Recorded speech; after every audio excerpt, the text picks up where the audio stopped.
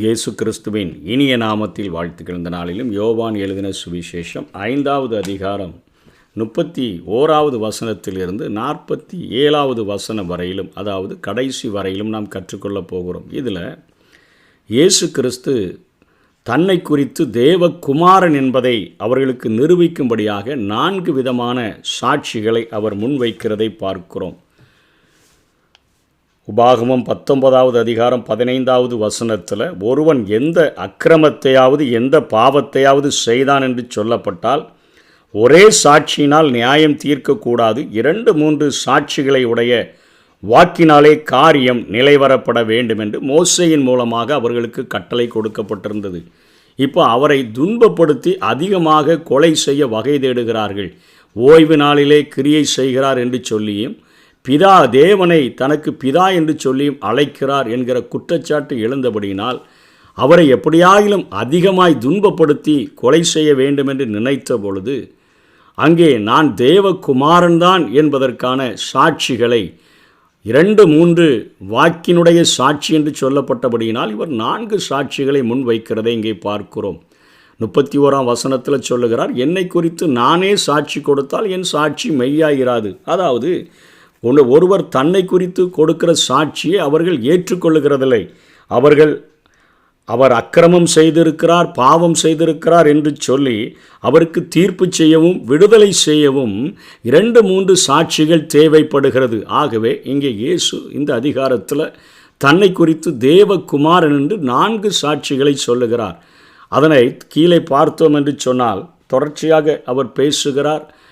என்னை குறித்து சாட்சி கொடுக்கிறவர் வேறொருவர் இருக்கிறார், அவர் என்னை குறித்து கொடுக்கிற சாட்சி மெய்யான சாட்சி என்று அறிந்திருக்கிறேன் என்று சொல்லிட்டு முதலாக என்ன சொல்லுகிறார்னா 33வது வசனத்தில், நீங்கள் யோவானிடத்தில் ஆள் அனுப்பி விசாரித்தீர்கள், அவன் சத்தியத்திற்கு சாட்சி கொடுத்தான். நான் ஏற்றுக்கொள்ளுகிற சாட்சி மனுஷருடைய சாட்சி அல்ல, நீங்கள் ரட்சிக்கப்படுகிறதற்காகவே இவைகளை சொல்லுகிறேன்.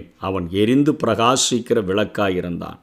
யோவான் எனக்கு வழிகளை ஆயத்தப்படும்படியாய் வந்தான், அவன் ஒரு விளக்காய் இருந்தான், என் வெளிச்சத்திலே அவன் பிரகாசிக்கிறவனாய் இருந்தான். அவனுடைய வெளிச்சத்தில் கலிகூற மனதாய் இருந்தீர்களே, அவனிடத்தில் போய் என்னை பற்றி விசாரித்தீர்களே என்று இயேசு கேட்கிறார். அவன் அந்த சாட்சியை, அவன் மெய்யான சாட்சியை அவன் எனக்கென்று கொடுத்தானே, உலகத்தின் பாவத்தை சுமந்து தீர்க்கிற தேவாட்டுக்குட்டி என்று சொல்லி என்னை குறித்து சாட்சி கொடுத்தானே என்கிற காரியத்தை இங்கே இயேசு நினைவுபடுத்துகிறதை பார்க்கிறோம். அதனைத் தொடர்ந்து இயேசு செய்த செயல்கள் அது சாட்சி என்று 36வது வசனத்தில் சொல்கிறார். யோவானுடைய சாட்சியை பார்க்கிலும் மேன்மையான சாட்சி எனக்கு உண்டு. அது என்னவெனில், நான் நிறைவேற்றும்படிக்கு பிதாவானவர் எனக்கு கற்பித்ததும் நான் செய்து வருகிறதுமான கிரியைகளே பிதா என்னை அனுப்பினார் என்று என்னை குறித்து சாட்சி கொடுக்கிறது.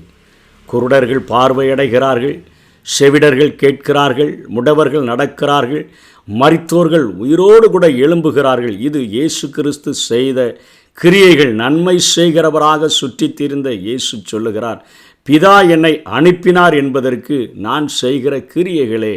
நீங்கள் யாராவது ஒரு குருடனை சுகமாக்கி இருக்கிறீங்களா? நீங்கள் யாராவது ஒரு செவிடனை கேட்க பண்ணியிருக்கிறீங்களா?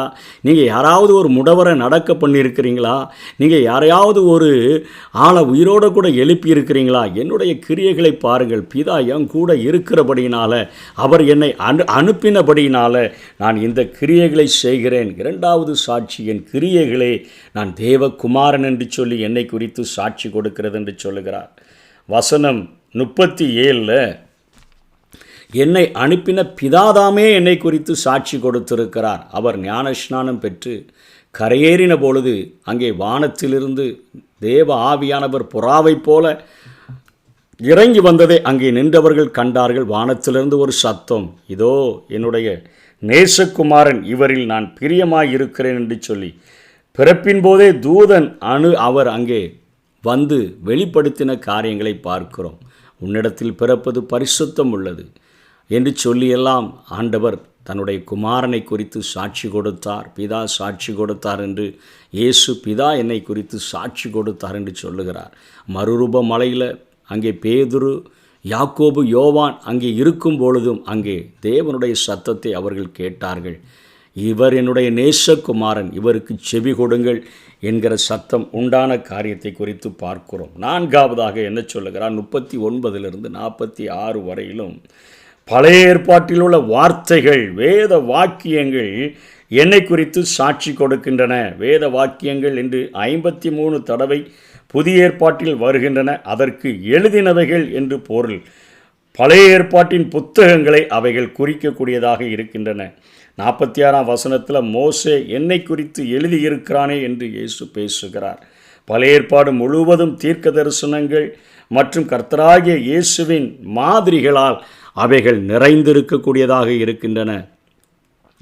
அவைகளை கை கொண்டு நீங்கள் கடைபிடித்தால் உங்களுக்கு நித்திய ஜீவன் உண்டு என்று ஆண்டவர் பேசுகிறார். வேத வாக்கியங்களை ஆராய்ந்து பாருங்கள், அவைகளால் உங்களுக்கு நித்திய ஜீவன் உண்டென்று அறிந்திருக்கிறீர்களே, எண்ணுகிறீர்களே, என்னை குறித்து சாட்சி கொடுக்கிறவைகளும் அவைகளே என்று ஆண்டவர் சொல்லுகிறதை பார்க்கிறோம். வசனம் 40 நித்திய ஜீவனை கொடுக்கிறவர் அவர் ஒருவரே.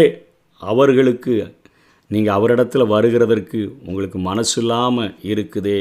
நான் தான் நித்திய ஜீவனை கொடுக்கிறவர். தேவகுமாரன் என்று தன்னை குறித்து 4 சாட்சிகளை சொல்லுகிறார். 5 ஆகமங்களை எழுதின மோசே நிழலாட்டமாக என்னுடைய காரியங்கள் எத்தனையை எழுதி வைத்திருக்கிறார் என்று சொல்லுகிறார். கண்மலையை பிளந்து தண்ணீரை கொடுக்கும் பொழுது அங்கே பவுல் எடுத்து எழுதுகிறார். அந்த கண்மலை ஞான கண்மலை கிறிஸ்துவே என்று எழுதுகிறதை பார்க்கிறோம்.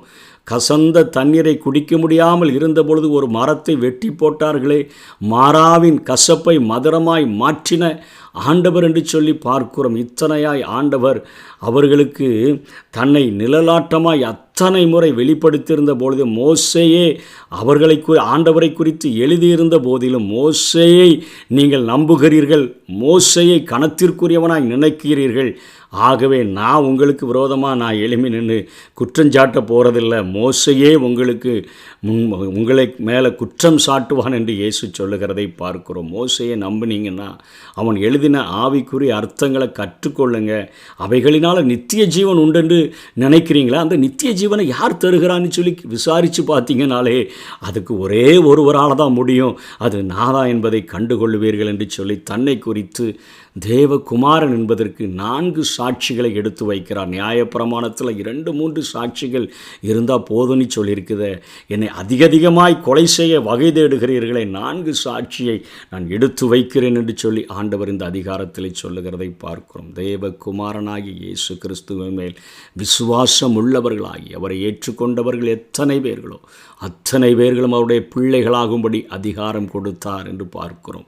நித்திய ஜீவனை நமக்கு அருளும்படியாக வந்த இயேசுவை நாம் சொந்த இரட்சகராக ஏற்றுக்கொண்டு அவரில் அன்பு கூறுவோம். கர்த்தர் தாமே நம்மை ஆசீர்வதிப்பாராக. ஆமென்.